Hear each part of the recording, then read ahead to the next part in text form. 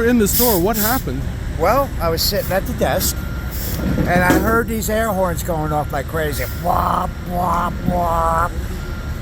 That truck was coming down. He lost his brakes. Came down the hill here.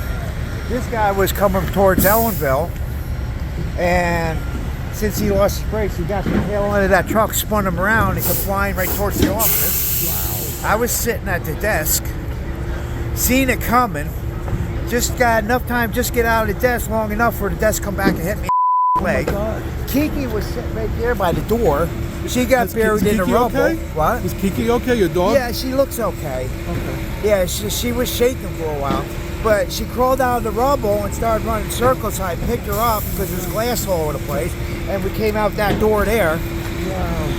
And now they won't let us back in for a while. I got to get my keys and stuff so I can go home, my coat. So what do you think about this? I mean, you've been at this intersection for how many years? 17 years. And it ain't the first one. I always wondered how, if a car, because, you know, Danny's building got hit. Right. You know, I always wondered if everything was ever going to hit this bit because they drive like crazy through here. This guy here, he was moving. I mean, it's one thing to get hit in the side, but for him to slide all the way over back this far, right. You know, he hadn't been moving. But what do you think about the intersection? Is there anything that they could do to keep it safer? It don't matter. You put up speed limit signs and everything, they're going to just drive whatever they want to drive. Okay.